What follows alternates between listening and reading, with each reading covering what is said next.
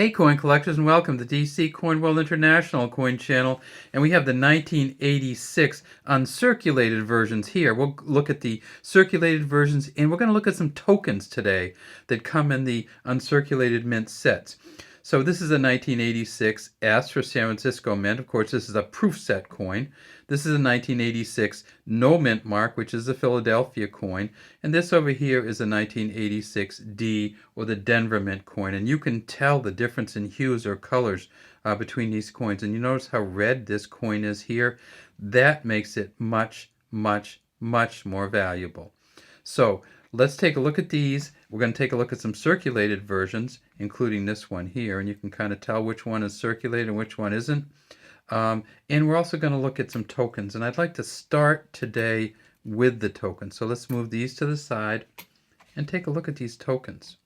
And let's see if you can guess which mint this token came from. It says uncirculated, Philadelphia here. There's a dot there, and then right in the middle it says P. So it's the P there, the Philadelphia there, and this, of course, is the Denver Mint.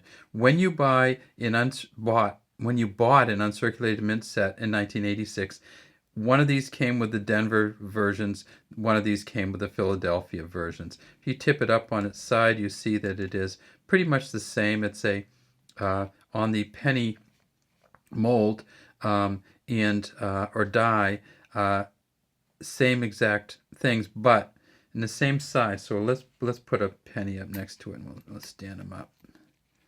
See how this one's a little bit wider though, so you can tell the difference, and a little bit shinier, of course, because it's from the San Francisco Mint. So this coin here, what does it say on it? It says Treasury. There's a star, the scales of justice. Then we have these stars going up and stars going down. Let's count them. 1, 2, 3, 4, 5, 6. 6 on each side, 1 at the top. That's 13. And then there's the key here. And down here it says United States Mint. So these came with each one of the mint sets. And so this came in a plastic. And we actually took them out. Sometimes you get like these mint sets that have been kind of messed up or torn or whatever, and the collectors don't value them, so we just take the coins out of them and put them in here. So now let's get to the circulated ones. Oh, do the tokens have any value? Not really. People really just don't collect these. They don't ever get circulated, of course. They're not. You couldn't use them for a penny, of course, but you might be able to. Sometimes you can sell them for $1, sometimes even under, just because not many collectors of them. There's a 1986 Denver. There's a 1986 Philadelphia. Both of these are circulated. I'm not showing you a 1986 San Francisco Mint circulated because they don't circulate the coins from the San Francisco Mint in 1986. Those are only proof set coins. So 4.49 billion of these, and 4.4244 billion of these. So about 9.3 to 9.5 billion between the two of them. Not a very valuable coin just because they made so many of them.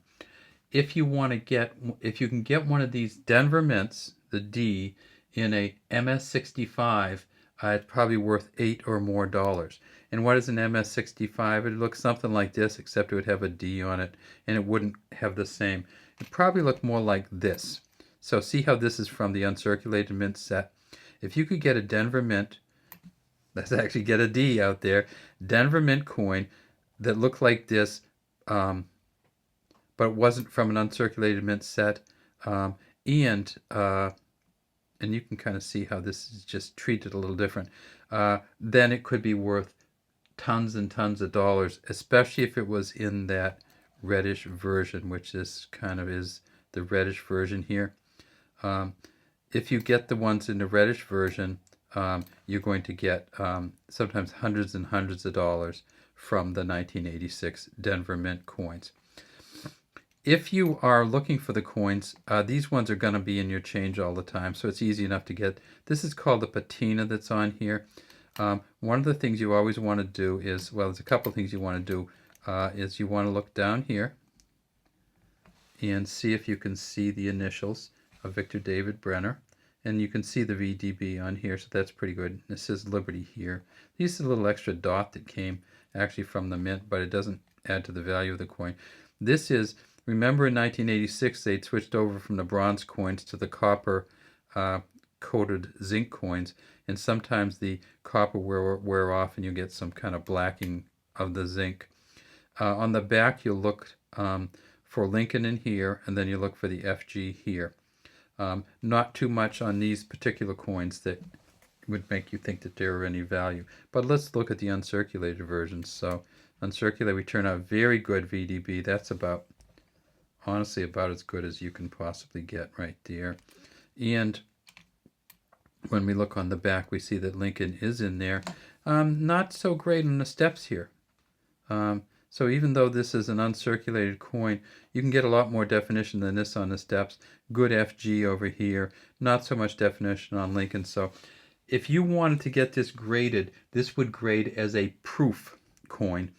So this would be, you'd want it to be proof 65 or above, which this might not be. If it's proof 65, it would be worth about $3.50. The proof coins don't go up that high, usually because one is people don't, normally collect them.